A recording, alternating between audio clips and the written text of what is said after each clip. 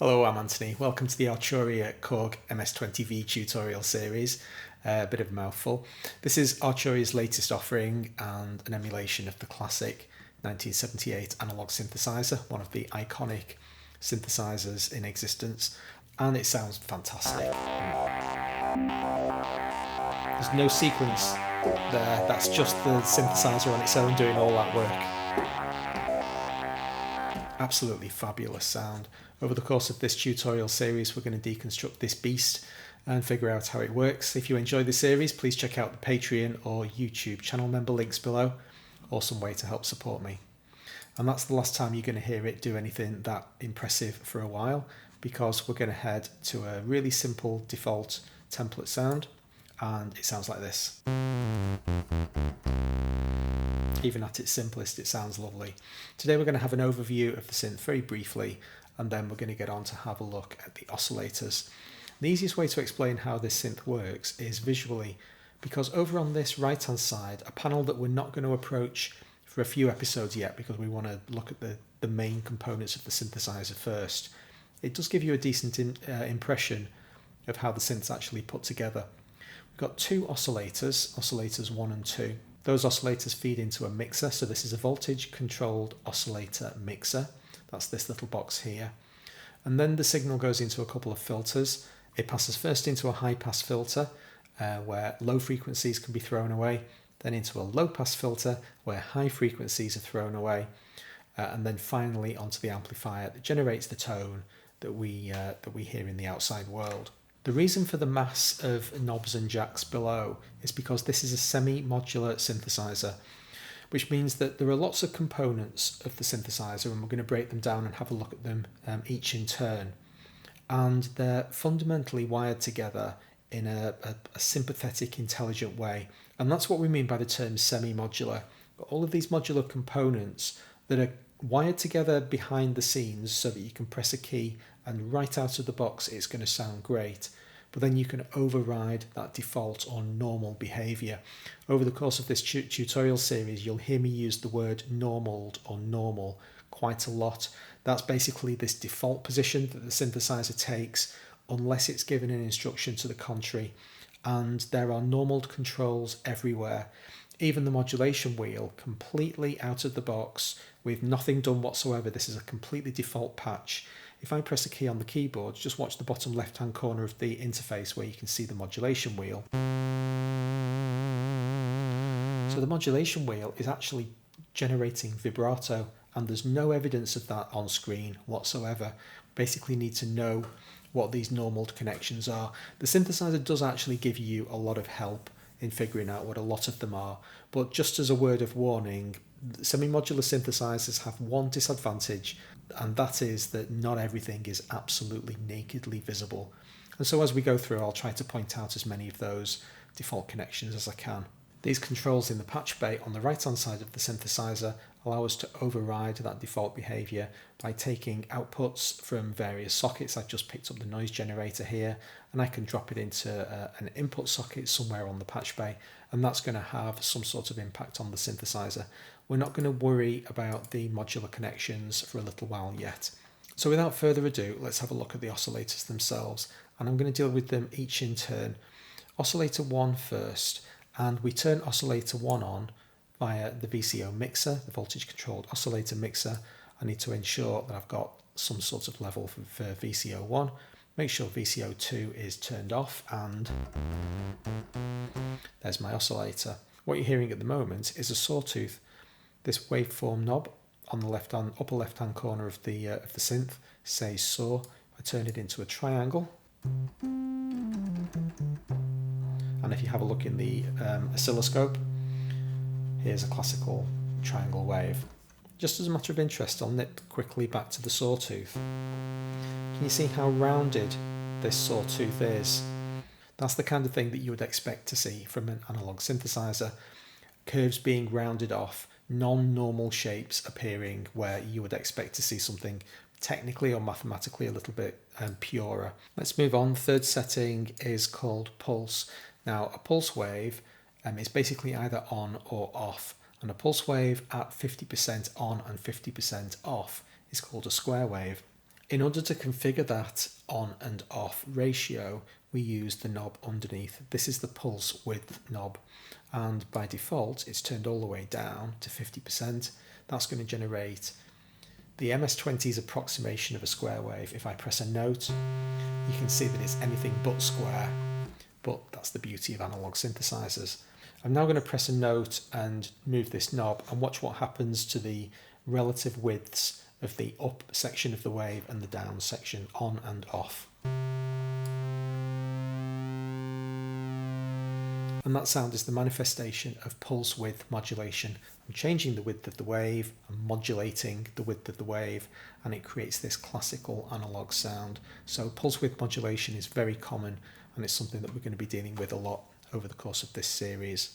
As we increase this knob all the way up to 0, if I press a key, we get no sound.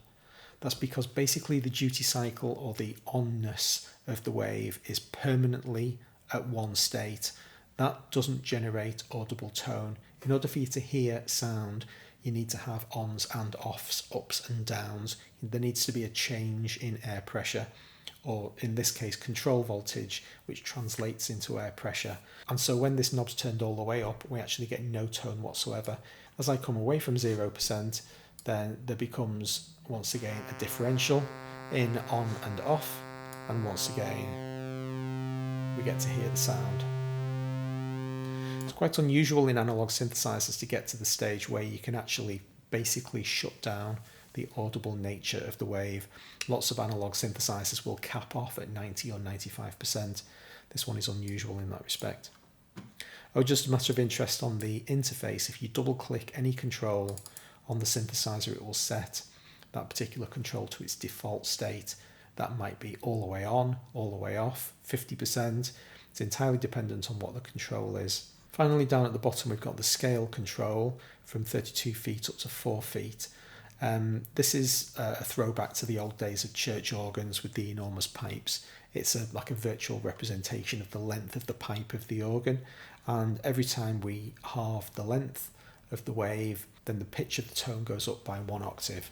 So at 32 foot, we've got the lowest note, and then for each step we go up by 1 octave. So the next one will be 130 hertz-ish, and then 261-ish. Those are the various pitches of C as it travels up the octaves. Oscillator 2 is slightly different from Oscillator 1. We turn Oscillator 1 off, turn Oscillator 2 on, and as you can see in the waveform options, we've got some slightly different choices. We still got the Sawtooth, and we still have a square wave, but this time it's an actual represented, basically fixed square wave.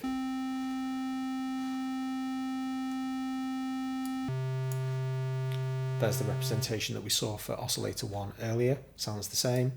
Then we have a narrow width pulse wave. Again, the width of the pulse wave for Oscillator 2 is fixed. We don't have this pulse width modulation control. And so you can see that the width of the wave is static, there's nothing I can do about it. The next option along is called ring modulation. This is an example of amplitude modulation where two waves are multiplied together. You have a carrier wave, which in this case is Oscillator 2. You also need a modulating wave. Now, initially I thought it was a hidden, kind of invisible wave, but it actually isn't. It's Oscillator 1 that's doing the heavy lifting here. I can demonstrate this very easily. I'm going to leave Oscillator 1 completely turned off. This is what it sounds like. So it's quite a brash, kind of harsh effect from ring modulation. Now I'm going to change the pulse width of Oscillator 1.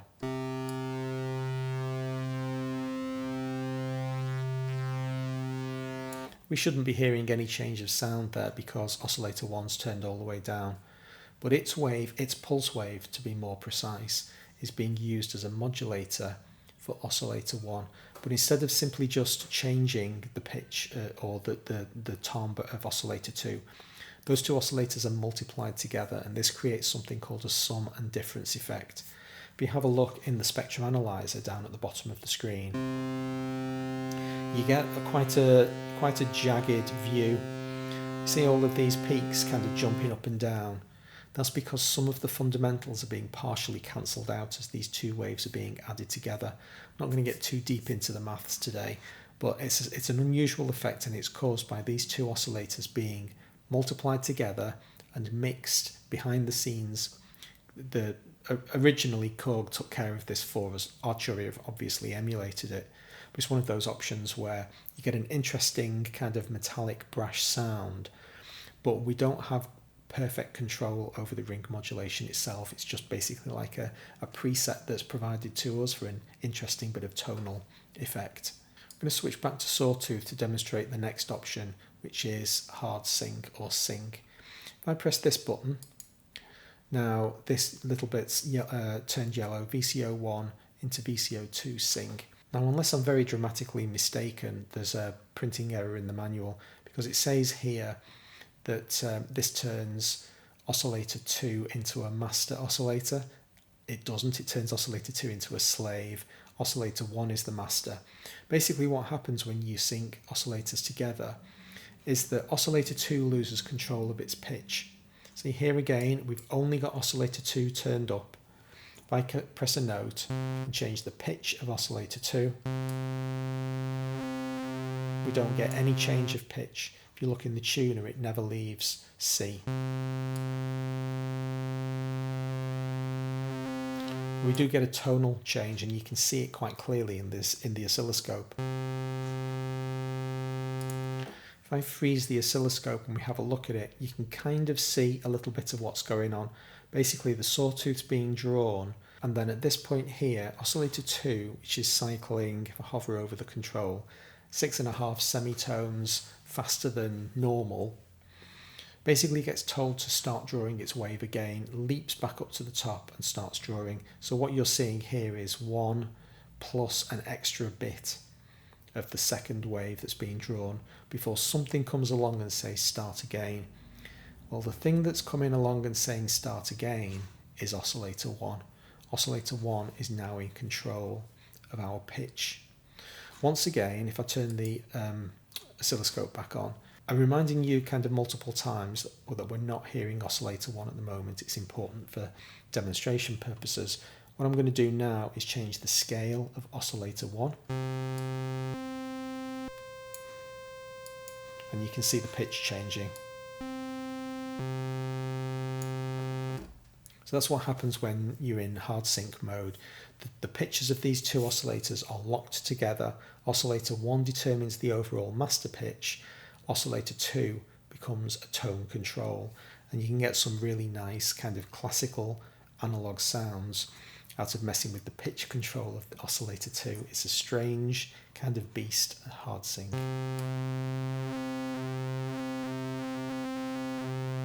Turn sync back off again, and now we'll have a look at Unison. Click the on button to turn Unison on. What this does is uses a number of voices to generate the same pitch of the same tone at the same time. If you have a look right down at the bottom of the interface, this number here specifies how many voices will be used. So basically you're going to get 2 copies of Oscillator 2, both generating notes at the same time, but critically offsetting pitch very slightly. This number here is saying that the 2 pitches will be offset by 5%. And it generates this effect called Unison Detune, where the 2 pitches are basically very slightly modulating against each other, and you get a really interesting kind of pseudo flange effect. It isn't flanging, by the way, it just sounds like it is. And can you see the oscilloscope dancing as these 2 waves cross against each other? Now there is a sweet spot, in my opinion, for Unison. Around 5 to 10% is where it sounds at its best. If you push this too much, it starts becoming genuinely detuned. Still actually sounds pretty good on this synth, but typically you'll play with much smaller numbers. If you crank up the Unison value even further, you're just going to get more and more voices being piled in, and the sound gets richer and richer.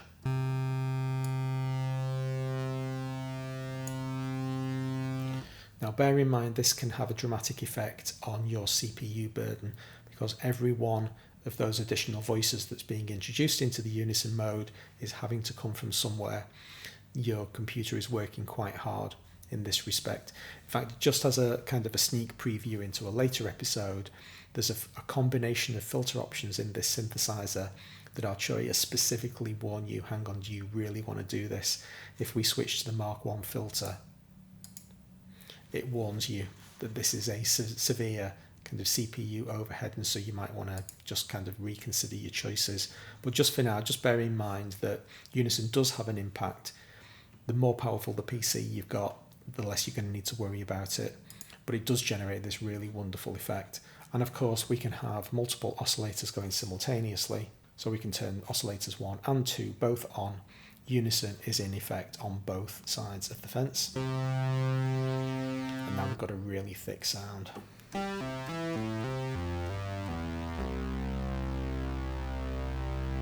That'll do us for today. Hope you enjoyed the episode. If you did, please hit the like button, and I'll see you next time. Thanks very much.